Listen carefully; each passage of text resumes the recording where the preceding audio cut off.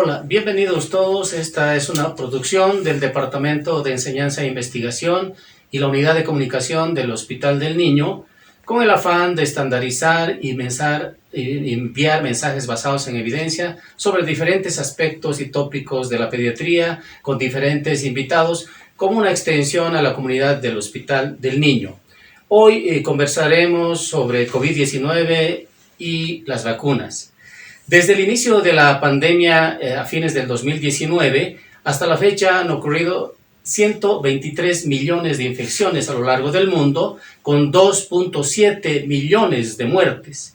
En Bolivia, desde el primer caso presentado el 10 de marzo del 2020, hasta la fecha hay 265.000 infectados, con 12.000 muertes que han colapsado nuestro sistema precario de salud. La ciencia, como nunca, en solo 10 meses ha conseguido vacunas eficaces contra el coronavirus. Actualmente hay 200 vacunas en investigación, 60 de ellas ya en la fase clínica. Desde diciembre del 2020 se están usando 7 vacunas bajo 3 plataformas diferentes en los diferentes países, pero con una gran diferencia en la tasa de vacunados por 100 habitantes. Se calcula que el 80% de las vacunas han sido acaparadas por los países ricos en desmedro de países como el nuestro que están teniendo problemas de abastecimiento y de logística para manejar las nuevas tecnologías de vacunación, especialmente en la cadena de frío. Bolivia, de hecho, es uno de los países con más baja tasa de vacunación por 100 habitantes. Hasta hace 2 días tenía una tasa de 0.5% de su población con 2 dosis completas. Hay países como Chile, por ejemplo, que es el líder en Latinoamérica con 17%, y los israelitas que van con más del 50% con 2 dosis. Esto, sin duda alguna, va seguramente retrasar el llegar a la inmunidad de rebaño. Para hablar de este tema y de otros, hoy tenemos como invitado a este primer programa al doctor Augusto Cordero, quien es pediatra, infectólogo, es presidente de la Sociedad Boliviana de Infectología, ha cursado estudios de pregrado en la Universidad Mayor de San Andrés, la especialidad en pediatría también en la Universidad Mayor de San Andrés, especialidad en infectología en la Universidad Nacional Autónoma de México, tiene varios diplomados en epidemiología, virología, gestión hospitalaria y actualmente cursa una maestría en epidemiología clínica. Bienvenido a este primer programa, estimado Augusto. Un placer tenerte al iniciar esta serie de charlas que vamos a tener. Gracias, Héctor. Realmente un gusto estar aquí y comenzar con la actividad, ¿no? Y felicitarte, y a través tuyo también a todo el hospital por este tipo de actividades académicas, ¿no? Sabemos que la pandemia, dentro de las múltiples situaciones que nos ha traído, está la suspensión de la actividad educativa, tanto en lo que son niveles escolares, universitarios, posgrado, y bueno, y de a poco nos hemos ido adaptando, ¿no? Y en este tema de la adaptación surgen también yo creo que avance que ha sido utilizar tecnologías de información y comunicación y aprovechar estas plataformas, ¿no? Para transmitir mensajes. Venimos, creo, ambos de todavía un medio de formación universitaria en nuestros tiempos, que obviamente ahora presencial, con libro, y que esto es una temática nueva, ¿no? Así que gracias, y pues un gusto ser la primera ponencia en este tema. Bien, le hacemos la primera evidencia a Augusto. ¿Por qué estamos sin barbijo y a unos 2 metros en este momento en la entrevista? No estamos usando barbijo. Sí, y eso conversábamos aquí en la previa, ¿no? Ambos habíamos llegado con barbijo. Aquí en la sala estamos 3 personas y bueno, ya sentados, y nos retiramos el barbijo, y el punto era ese, ¿no? Ver por qué estamos sin barbijo. Ustedes han debido ver frecuentemente en algunas entrevistas, charlas médicas o algunas fotos de grupo, las famosas selfies, que inclusive en la primera y en esta segunda ola alguien se tomaba y se quitaba el barbijo, y claro, uno siempre ahí veía y decía, pero ¿cómo? Si estamos hablando de COVID, pues están sin una parte de las medidas de bioseguridad. Y bueno, en lo personal hemos estado pregonando bastante el tema de las medidas de distancia física, higiene de manos, el tema del uso del barbijo, y pues ahora la vacuna. Y la respuesta es esa, ¿no? Ha salido recientemente ya una recomendación del CDC, que luego sale publicado en JAMA, donde dan las pautas acerca de en esta etapa ya de vacunación, cuáles son las medidas y los comportamientos que debe tener la población ya vacunada y en qué entornos. En un entorno en el que todas las personas del ambiente estén vacunadas, se puede ya no usar el barbijo, el cubreboca, se podría no mantener la distancia física de 1.8, que de todas maneras la estamos conservando, y ojo, el tema del alcohol gel, si aquí, si se puede ver, aquí seguimos con esto, que esto no cambia, no nos da la mano, nada, pero estas recomendaciones ya aplican en esta otra realidad y situación en la que estamos, tomando en cuenta, pero ojo, esta situación en particular se da porque aquí Héctor, mi persona, y la responsable de la edición, que es personal del hospital, son personas que estamos vacunadas y que por lo tanto podemos guardar este tipo de relación y de interacción. En caso de que uno de nosotros, vacunado ya con 2 dosis, estuviera en un ambiente social, visita, un evento, donde haya una persona o personas no vacunadas y que sean susceptibles de tener una enfermedad grave, o sea, que tengan o pertenezcan a los grupos de riesgo, esta situación no sería recomendable y todavía deberíamos utilizar el cubreboca. O sea, esto es importante, ¿no? Ahora, en el tema ya de cómo continúa la vida en esta etapa ya con la vacuna, hay que dividir eso. ¿Qué pasaría si es que uno de nosotros, el Héctor y yo, bueno, de pronto ya estamos vacunados, somos personal de salud y vamos a casa a visitar o algún familiar, alguna tía, abuelo, abuela o a los padres? Ellos no están vacunados todavía. Entonces, yo sí debería utilizar el cubreboca igual a otra persona porque esa persona sí está en riesgo de sufrir una enfermedad grave si se infectara. Pero unos dirán, pero Augusto, pero si ya están vacunados, entonces la otra persona se contagia o no se contagia. Vamos a entrar en esto más adelante, ¿no? Acerca ya de cuáles son las reales connotaciones de decir o ser una persona vacunada. Cabe remarcar que esta recomendación del CDC es 2 semanas después de la segunda dosis, ¿verdad? Bien, entremos entonces en tema. Me gustaría hablar primero de los mitos y vacunas, en este caso vacunas contra coronavirus. Una pregunta bastante redundante que ha estado circulando en las redes es, si yo ya me enfermé de COVID-19, me recuperé por suerte, ¿debería vacunarme? ¿Cuánto tiempo después y por qué?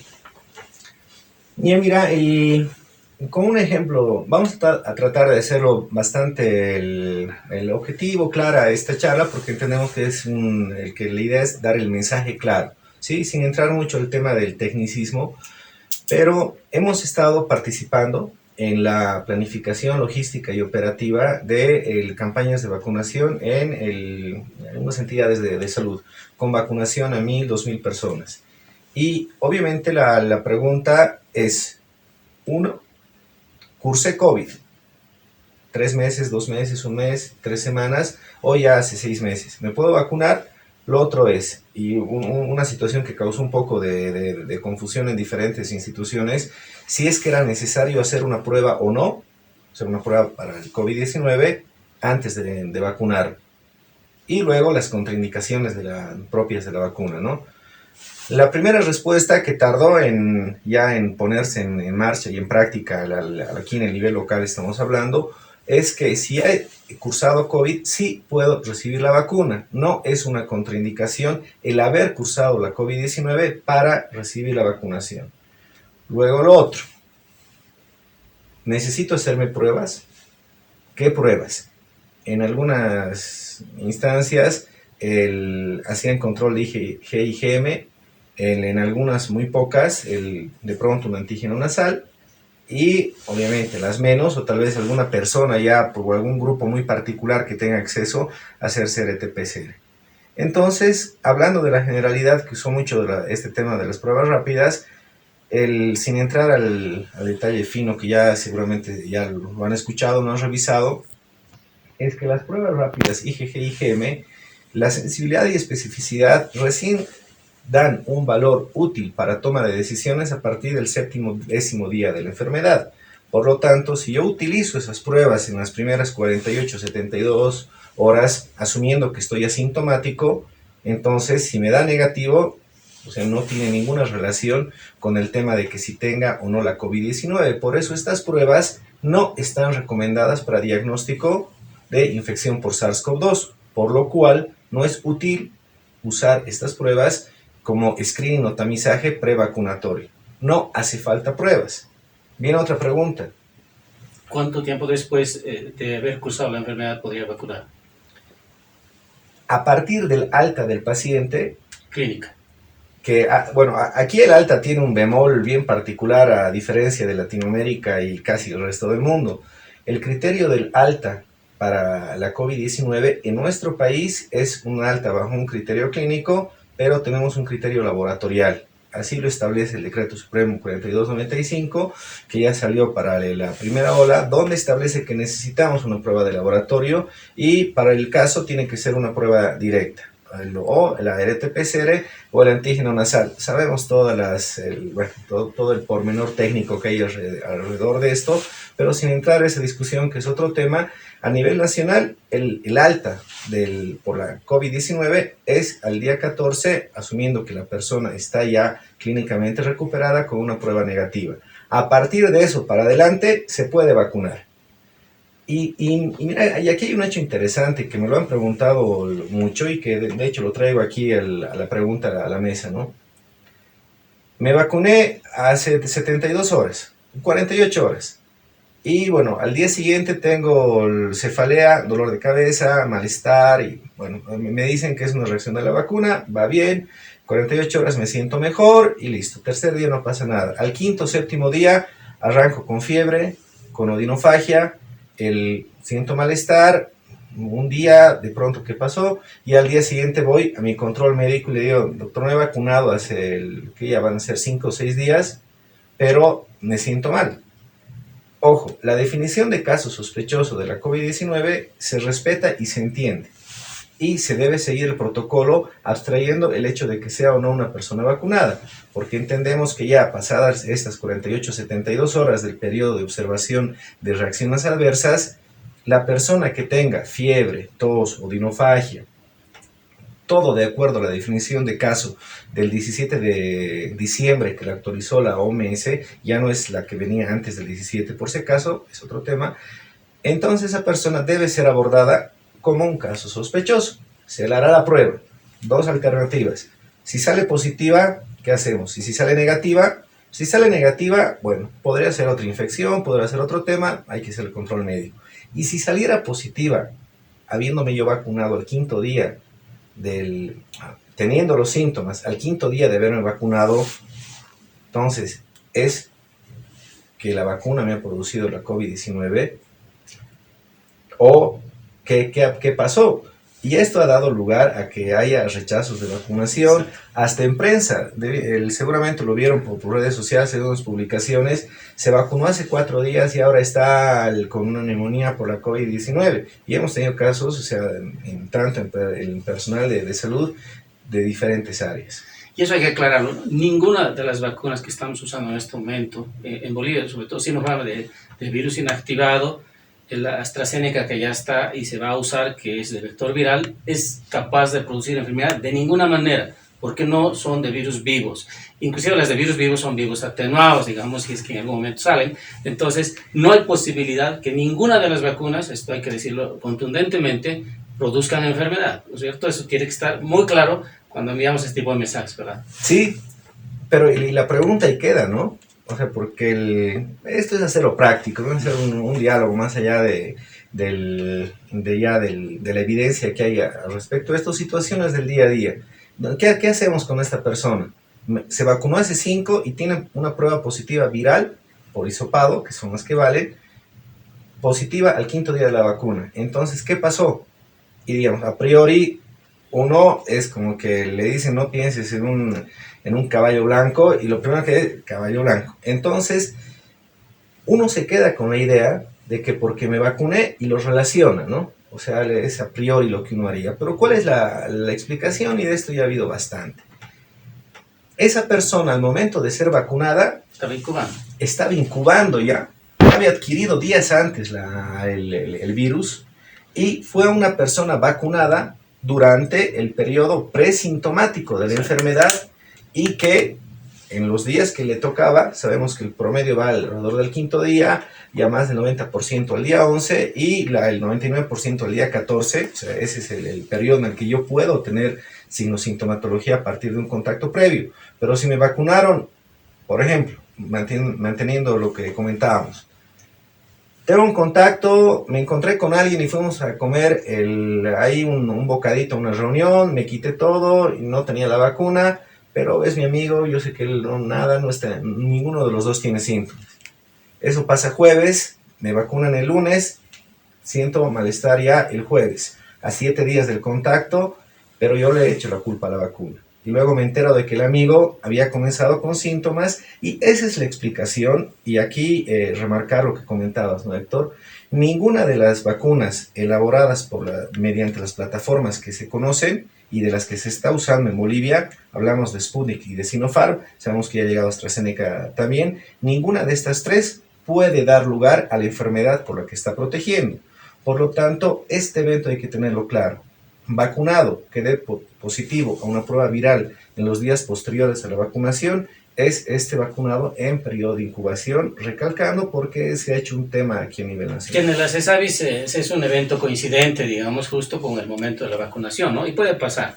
Otro aspecto que está saliendo en las redes, aunque sí los médicos lo sabemos, pero esto va a llegar a no médicos también. Las vacunas como Moderna y Pfizer que usan RNA mensajero, que es la primera vez que se aprueba un tipo de estas vacunas de este tipo, que es un gran avance de la ciencia, o los vectores virales que también llevan material genético, puedan combinarse en algún momento con el ADN que tenemos en nuestras células. Quisiera que le expliques por qué no es posible esto. Ya, sí, la verdad que esta pregunta sí es así como que un poco te dice, pero ¿de cómo, no? Hay que entender que los virus es un material genético y que no está vivo ni muerto, o sea, no es un ser vivo el virus como tal, ¿no? O sea, es un fragmento de material genético. Dado el caso, el SARS-CoV-2 es un fragmento de RNA, que de hecho, o sea, son los predecesores de los virus de DNA.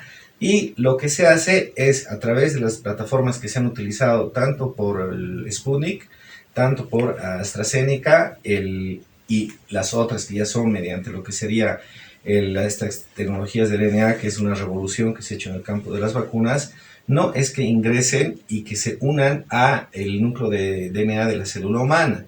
Lo que hacen es presentar un fragmento modificado, que es los que contienen la secuencia genética de la proteína S, que es finalmente lo que activa toda la unión con el receptor ECA2. Lo único que hacen es introducir un fragmento para utilizar la plataforma de replicación de la célula humana para que le ayude a fabricar fragmentos de proteína S. O sea, no es que de alguna manera se incorpore un material genético, ¿no? Claro que así en términos sencillos, para que se entienda, o sea, no hay manera en lo que es genética, biología molecular, de producir mediante una vacuna con estas plataformas una integración y que después salgamos mutados todos. Exactamente. Todo ocurre en el citoplasma, ¿no? Hay posibilidades de que ingrese al núcleo. Y esto otro, ahora aprovechando el tema AstraZeneca ha llegado al país, es una vacuna de virus vectorial no replicativo, usa de hecho un adenovirus del chimpancé.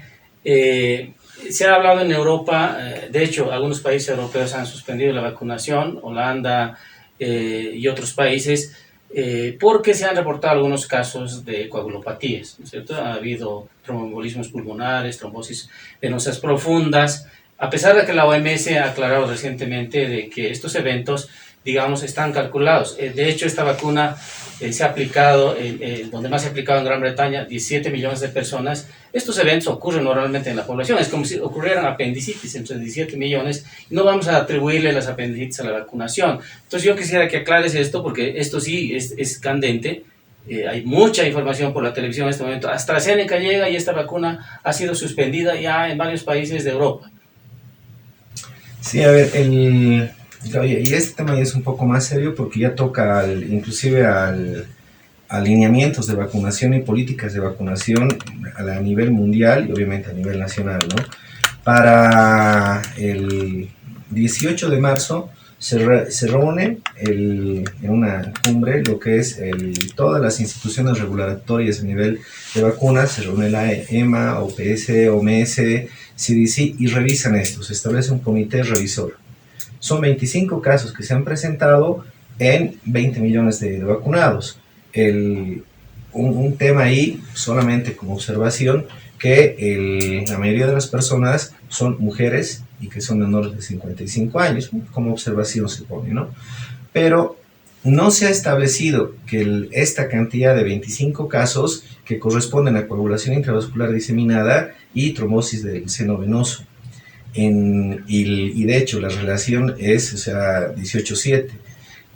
No se ha establecido que esto sea superior a lo que se espera de efectos trombóticos en una población no vacunada. De 20 millones. De 20 millones. O sea, se hace una comparación. Tengo 20 millones vacunados, 20 millones no vacunados. Si la frecuencia de la presentación del evento adverso supuestamente atribuible a la vacunación está por debajo de lo que se espera que pase en esa población no vacunada, pues bueno, se asume que no hay una relación causal con la vacuna, pero de todas maneras se está en investigación. Y aquí marcar un punto, Héctor, ¿no? A propósito de este tema de lo que serían los ESAVIs. He ido viendo en estos días de que de pronto la ansiedad por cumplir con la meta de vacunación. Aquí, ¿cuántas personas son en el hospital? 500, nos hemos vacunado 500 personas en el hospital como trabajadores de salud. Ya, digamos, tengo 500 personas. De vacunar, podría vacunarlas a todas comienzo en la mañana, termino en la tarde. Lo hemos hecho en 3 días. Y vengan, salgan y salen, ¿no? No es la idea vacunar rápido, sino es tener una vacunación segura. ¿Y a qué me refiero con esto? Y aquí sí el concepto es fundamental. El acto de vacunar como tal, la vacuna es colocar, en este caso, Sinopharm, Pfizer, lo que sea, colocar el piquete. La vacunación segura se refiere al acto mismo, que es desde la cita del paciente, explicarle que venga desayunando. Hemos tenido personas citadas para vacunación que se han desmayado, pero ¿por qué? O que salían de guardia, o que se vinieron temprano a hacer la fila y que no desayunaron, y eso obviamente no es que sea por la vacuna, es un tema de educación a la persona. Hay que explicarle que hay contraindicaciones para la vacuna, ya tocaremos eso. Hay situaciones que la persona debe comunicar si estuviera cursando una enfermedad aguda, si estuviera con fiebre y con tos, idealmente debería haber por lo menos un chequeo rápido médico donde se evalúe, por lo menos en una anamnesis, es decir, en un cuestionario rápido a la persona, se le entregue previamente el consentimiento informado, que esto está ya reglamentado y debe hacerse, y no es entregarle faltando ya 30 segundos para que me coloquen la vacuna. Hay que tomar un tiempo para que la persona lea, entienda y acepte o rechace. La vacunación no es obligatoria, pero la evidencia científica pone ya de manifiesto la necesidad de vacunarse para evitar las complicaciones graves y favorecer de esta manera, sin vacunación, lo que es la transmisión de la COVID-19. Y en la parte ya de lo que sería la vacunación, está todo lo que es bioseguridad, y posterior a la vacunación, y ahí reflexionar un poco, ¿no? Le coloco el piquete, 2 minutos, listo, cualquier cosa, se comunica. Bueno, hay que observar los minutos necesarios, hasta 30 minutos, hay que tener un espacio calculando cuántas personas he citado por hora, cuántas puedo vacunar por hora, y mi espacio físico del vacunatorio, cuántas personas puedo observar por esos 15 a 30 minutos, y en esos 15 a 30 minutos sí dar información, sí hacer educación, comunicación, y decirle, si usted presenta esto, comunique esa tal línea. Esta es la línea ESAVI COVID-19, y va a haber un equipo, hay que montar una logística para esto, que esté disponible para absorber esas dudas. Porque, claro, siempre nos vamos al efecto, ¿no? A decir que el trombo, que la anafilaxia, todo, pero la primera pregunta es, ¿he identificado bien si tal vez esa persona tenía desde ya antecedentes trombóticos, todo, y no porque la vacuna le pueda producir, sino porque esa persona con antecedentes trombóticos, uso de anticoncepción oral, que tenga hipertensión, dislipidemia, síndrome metabólico, que son los que eventualmente pueden tener un evento trombótico, es que lo puede tener cualquier momento. Y esto podría generar esta desconfianza en la vacuna, digamos, uno de estos eventos coincidentes, ¿no es cierto? Claro, y mira, y para terminar el concepto,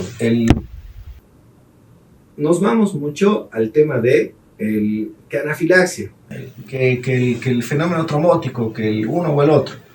En lo que nos debemos centrar es en exigir que se tenga el concepto de vacunación segura con citas previas programadas, con consentimiento informado, explicado por el personal de salud. O sea, si yo soy una persona que no tiene nada que ver con salud, no tengo la obligación de saber qué dice toda una hoja de todo un texto explicándome de una vacuna que viene en el mensajero. Digo, ¿qué es eso? Me deben explicar, se debe hacer la vacuna y me deben observar, ¿no?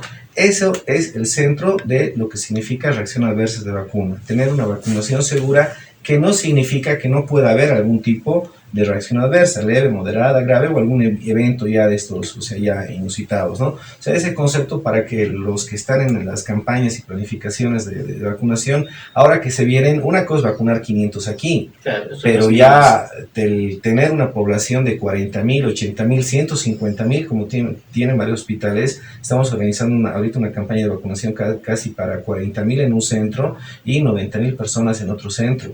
O sea, y esa logística que te digo, tal vez para 500, bueno, el tal doctor o la licenciada, tal que conteste el teléfono de la línea ISABI, ¿no? Pero ya pensando en 40,000 personas, ¿de dónde saco personal 24/7 que conteste, ¿no? O sea, por eso yo creo que ese es el concepto para que las personas, todos, nos sintamos seguros, ¿no? Claro. Que es una actividad programada, planificada y que nos va a dar seguridad de que si hubiera algún evento, que lo puede haber, o sea, por eso el consentimiento va a ser bien manejado y bien abordado. Exacto, y estar preparados ante un evento, digamos, indeseable como un choque anafiláctico, que es posible 1 por millón de dosis, con todas las vacunas, no con esta, o hasta comiendo maní, quien es susceptible a ello, estar preparado para reconocer y para tratar también, ¿no? Entonces, nosotros sí dispusimos en el hospital una unidad, eventualmente, si hubiera habido un choque anafiláctico. Claro, era una muy pequeña muestra, pero esto es al azar, ¿no? Entonces, lo teníamos. En realidad, Augusto, entonces, ¿cuáles serían las contraindicaciones realmente para no ponerse la vacuna? Para recalcar. Y ahí la primera pregunta que me hacían el otro día, y a raíz de la cual pero bueno, identificamos de que la cuarentena también trabajó en un grupo ahí de gente, era que había bastantes personas embarazadas. Comenzamos a levantar datos para hacer la planificación de la vacuna y gestante, tercer, quinto, y entonces surge ahí, ¿no? O sea, entonces este grupo está contraindicado. Pero hacemos una pausa ahí. Este tema está contraindicado a embarazadas porque no entraron a la fase 3, pero en teoría, si aplicaras Sinopharm, una vacuna de virus muerto, la vacuna de la gripe, por ejemplo, que ponemos cada año a las embarazadas, obligadamente no producirían. De hecho, el CDC dice, por ejemplo, que lo discutas con la paciente, porque tienes una paciente embarazada, cardiópata, que corre alto riesgo de ser enfermedad grave por coronavirus. ¿Vos le aconsejarías que se vacune? Claro, ahí vamos, ¿no? Y hay que ver los tiempos. Ojo, porque esta recomendación del CDC es de hace 2-3 semanas que salió. Porque para cuando salió las primeras aprobaciones de emergencia, igual en Pfizer, Moderna, en todas, de inicio, por eso es bueno ver la secuencia del tiempo, todo lo que era población embarazada y mujeres lactantes, se había indicado que como no participaron dentro de los ensayos clínicos, 1, 2, 3, entonces no eran una población de inicio susceptible a vacunación. Esto ha cambiado, el CDC cambia la recomendación, sale hacen varias revisiones, ¿no? Porque sí se ha vacunado mujeres gestantes en la primera etapa y ven que no ha habido complicaciones en el grupo de gestantes. No están haciendo. Y lo vamos a hablar de los israelitas que tienen mucha propaganda, y sé que te gustan mucho los israelitas, pero hay que tener en cuenta que el PIB per cápita de Israel está en el punto 32 del mundo y está dentro de las potencias mundiales. Así de pequeño como es Israel, pero también ha acaparado una gran parte de las vacunas porque hay un tema de dinero. O sea que ya vamos a tocar, pero para redondar el concepto de la mujer gestante, porque Yo creo que dentro de las contraindicaciones de la vacunación, algo que se ha manejado ya sin mucha actualización o criterio técnico en esta última parte, es a la mujer gestante y a la que está dando de lactar. Y por eso respondo a tu pregunta, primero con una parte de pasado y la parte presente. El CDC establece claramente que la mujer gestante como tal tiene un riesgo por la gestación incrementado a una mujer no gestante, que por lo tanto es un grupo de riesgo y que debe ser tomado en cuenta, así como los grupos de otras comorbilidades, hipertensos, obesos, diabéticos, EPOC, inmunocomprometidos, pacientes oncológicos, debe ser incluido. Pero entonces aquí viene el contrasentido, ¿no? Porque no se las está vacunando, pero no es porque haya evidencia de daño al producto in útero o a la mujer gestante o de que se incremente la posibilidad de eventos adversos. Fue porque no se incluyeron en los ecos de fase 3. Y utilizan una palabra muy interesante en la recomendación del CDC, que en la traducción al español sería empoderar. Porque dice, ojo, y aquí hay que ser claros también, ¿no? No dice que se vacune a las lactantes y se las incluye en las campañas de lactantes, a la mujer gestante y a las que están dando de lactar. No dice que se las incluye y se las cite así como al resto de la población abierta. Se dice que se dé la información, consentimiento informado, exacto, se les explique los beneficios y riesgos y se empodere, esa palabra que tiene tanta connotación, ¿no? Para tomar la decisión. Para tomar la decisión, lo mismo que la mujer que está dando de lactar. Y ese concepto lo tenemos que agarrar los que estamos del lado de salud y a todas las personas que estén viendo esto, que no sean del área y que debe de haber seguramente alguna mujer gestante que esté dando de lactar, conversen con su médico, hay que ver qué vacuna es, el que les expliquen bien y que tomen la decisión. Pero ojo, ya no se considera que la gestación o la lactancia sea una contraindicación de la vacuna. Entonces, y respondiendo a tu pregunta, ¿quiénes no deberían vacunarse? Ahora sí, personas que hayan tenido una reacción grave a una vacunación previa. Anafiláctica, sí, grave. El concepto viene como reacción grave en general, un evento de una encefalopatía con una anterior vacuna que ya ha tenido una secuencia grave, aunque no es anafilaxia, pero entra en una manifestación grave. Y lo de la anafilaxia tiene mucho cuerpo, tú lo sabes, es por Pfizer, porque de inicio en Estados Unidos, ya luego cuando lo sacas a la mundial sale 0.6%, pero en Estados Unidos se reportaron 11.2 casos por millón de dosis aplicadas. Como 10 veces más de lo normal.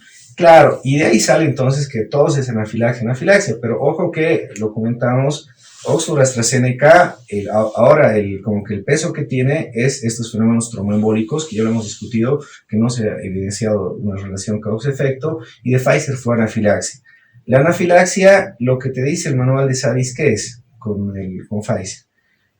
Se puede presentar de manera inmediata, aquí está tu área de SAVI, y se puede presentar hasta horas después. Y este es el punto, ¿no? Porque la recomendación del SAVI te dice 30 minutos, pero sabemos que se puede presentar también desde los 30 minutos.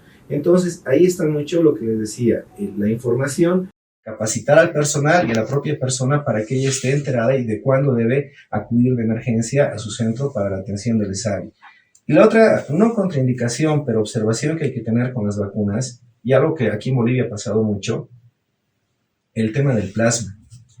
Con toda la controversia que hay, anticuerpos neutralizantes, que aquí no hemos utilizado plasma interinmune porque nunca se ha dosificado anticuerpos neutralizantes. Aquí se ha utilizado plasma convaleciente con la buena fe de que tenga una cantidad de neutralizantes. Y estas personas, o las que hayan recibido anticuerpos monoclonales, que aquí no los hemos utilizado, deberían esperar 90 días para recibir la vacunación. O sea, no es una contraindicación, sino es un lineamiento para diferir la vacunación después de los 90 días. Y estos serían los grupos de la no vacunación, ¿no? Obviamente, aquí entran hay que me imagino el tópico por ahí, de los menores de 17 años. Claro, por el tema mismo de las embarazadas que no han entrado a la fase 3 sí, y que luego vamos a tocar la vacunación en niños. Otro tema importante es que entre colegas inclusive ves discutir, ojalá me llegue a mí la Pfizer, porque había una posibilidad de que llegue a través de COVAX, que tiene 95, y ojalá no me ponga la de 79 y me toque esta de 95. ¿Se pueden las vacunas que han sido hechas en diferentes plataformas comparar unas con otras? en su eficacia? Desde ya no, la verdad es no, así cortito, ¿no? Pero aquí reflexionar un poco en cosas que han pasado aquí, ¿no? Me imagino que esto lo van a ver amigos de Argentina, de Chile, que tú tienes ahí bastantes colegas de México y de otro lado. Y claro, cuando uno escuche que aquí hemos transportado vacunas, las Sputnik, en camiones de pollo, que claro, que tienen el tema de la temperatura. Sputnik Chicken. Sí, Sputnik Chicken. O sea, y uno dice, bueno, y eso, tanto hablo de eficacia, quiero la Pfizer 95, si hubiera una de 99, no es como modelo de auto, o sea, yo quiero el último, ¿no? Hay que tomar en cuenta que el concepto de vacuna, o sea, vacunación segura, y este es un eslogan que ahí lo estamos trabajando con un equipo de ahí que estamos en una campaña y este eslogan lo saca este equipo muy capaz, muy técnico, el equipo con el que estamos trabajando. Y el tema de vacunación segura, ¿qué es? No solamente es ver el tema de la eficacia, hay que ver el tema de los ESAVIS, de los eventos adversos, hay que ver la cadena de frío. Y por favor aquí, tanto nos obsesionamos con la eficacia y no vemos la cadena de frío. En el medio local, lo que pase para afuera de Bolivia, esperemos que sea mejor, que Latinoamérica es Latinoamérica junto con otros contextos, ¿no? ¿Cómo vamos a transportar? A menos 70. A menos 70, sabemos que están revisando para ver si le pueden bajar los menos 70, yo no sé con qué seguridad, si salió así aprobado los estudios de 1, 2 y 3. Entonces, cuando hablamos de vacunación segura y veamos este tema de la famosa eficacia que es hasta aquí, pero 79.34 no es igual a 95, y luego con Oxford o las otras que tienen menos de 70 o 50, que CoronaVac 50 y algo. Entonces, veamos eso, ¿no? La eficacia es una parte de un todo que hay que analizar y que en este concepto de vacunación segura implica que lo que yo te esté vacunando, ven Héctor, vamos a vacunar, o sea, sí despierta inmunidad. Una cosa es la vacuna, la otra cosa es la vacunación y otra cosa es el desarrollo de la inmunidad. Y entonces, ¿qué hay que ver? Que si yo no conservo bien el biológico, no mantengo la famosa cadena de frío que todos deben escuchar, a todos los de salud, los que no son de salud deben, ¿qué tanto lo de la cadena de frío? Si se inactiva la vacuna por no conservar lo que es la cadena de frío, me van a colocar mi Pfizer. Inservible, probablemente. Claro, ya hay colegas que están con esa idea y me llaman, no, yo voy a esperar a que llegue. Bueno, pues puedes esperar, tu riesgo de esperar y que te dé la COVID-19 y que te compliques y fallezcas versus la posibilidad de un evento adverso leve o menor, tú evalúa. Pero yo pregunto, ¿tendremos realmente la capacidad a nivel país? El otro día hablaba con alguien de Santa Cruz y me dice, aquí tenemos unos refrigeradores que no lo tienen ustedes en La Faja, y así que aquí tenemos todo, vente a Santa Cruz. No, tranquilo. Pero esa vacuna Pfizer va a llegar a Pando, va a llegar a Chuquisaca. Sabemos que ya la logística a nivel nacional tiene identificados con la lugares. misma Sputnik, que tienes que congelar a menos 18 y luego pasar recién a 2 a 8. Todo eso, hace unos días hablábamos en chocolate. Yo prefiero la chinita, que se mantiene entre 2 y 8 grados como normalita y todo el país nacional la maneja bien, entonces no hay mayor problema. Un profesor mencionaba lo mismo que tú dices. El otro día asistía a un curso de la Universidad de Florida de vacunología y decía, en cuanto le lleguen las vacunas, vacúnese con la vacuna que le llegue, no piense en la eficacia del 90, 95.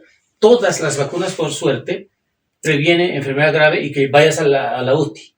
Esa es la idea. Es decir, en teoría, es posible que te infectes, pero no hagas enfermedad grave que te lleve a la UTI. Y la otra es, no hay vacuna 100% eficaz en todos. La seroconversión o la respuesta puede variar dependiendo de tu edad, dependiendo del sexo. Inclusive las mujeres se ha visto que responden mejor a las vacunas, pero tienen más ESAVIS, por ejemplo, o de que tengo una patología o tomo alguna medicación. Entonces, que quede claro, entonces no estemos pensando en la eficacia famosa, ¿no es cierto? Y que nos vacunemos con la que nos llegue finalmente, y lo más rápido posible. Sí, esto ya es un tema de toma de decisiones. Y lo recalco, ¿no? Porque la idea es dar información, que tengamos la posibilidad de hacer una construcción lógica del conocimiento y tomar una decisión. Y que sea la mejor para nosotros, entendiendo que esta decisión pasa también por medidas de salud pública para lograr la famosa inmunidad colectiva, que en infectología no utilizamos mucho el término de rebaño, porque hace referencia, así por diccionario pongan, es ganado, ¿no? Es un grupo de animales, un ganado, y no utilizamos el término de inmunidad de rebaño, o colectiva o inmunidad de grupo. Y en el tema de la inmunidad de grupo o colectiva, dos conceptos puntuales. Y llegar al 70% promedio que se establece para la inmunidad colectiva, si bien es una meta, pero al paso que vamos no lo vamos a lograr en los siguientes meses.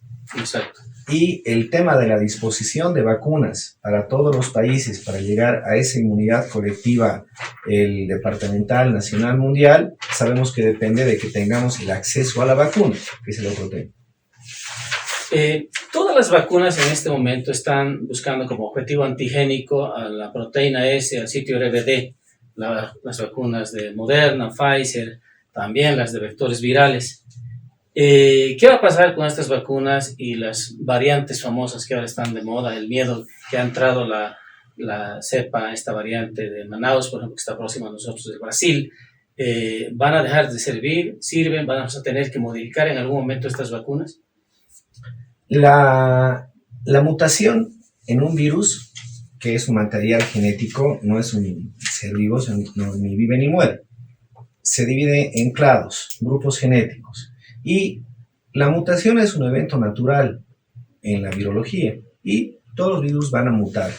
Hay mutaciones que van a dar algunas características o cualidades que van a permitir que el virus manifieste otro tipo de eventos ya en el organismo que va a infectar, o que adquiera mayor habilidad, en este caso para transmisión, o nada.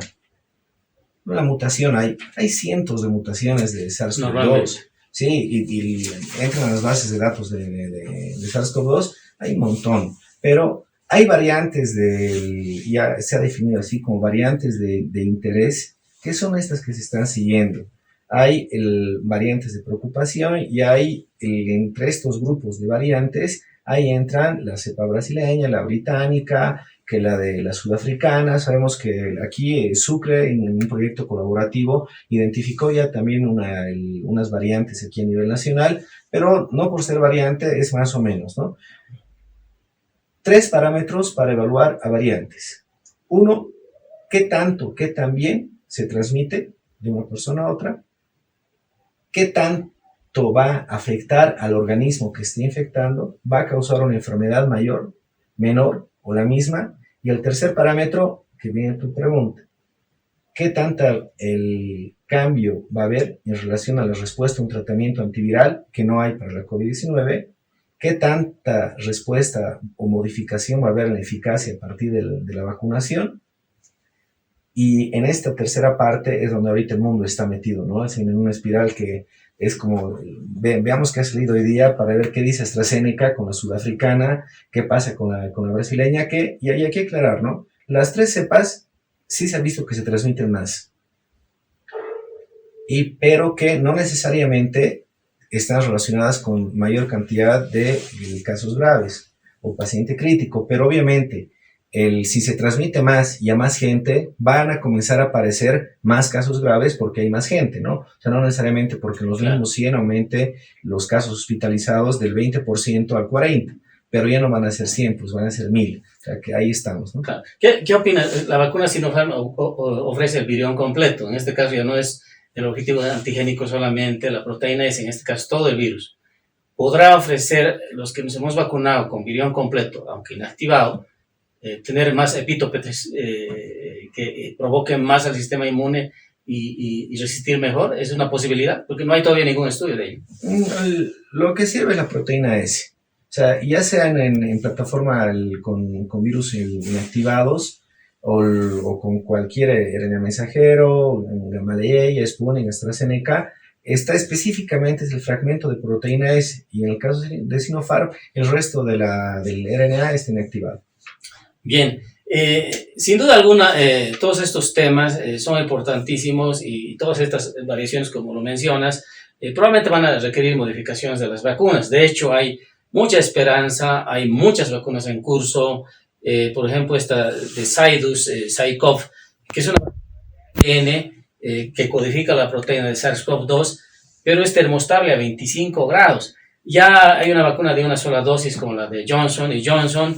El hecho de que sea termoestable, hay 3 vacunas en desarrollo, en fase 3 en la India y hay otra en fase 2, inclusive una oral.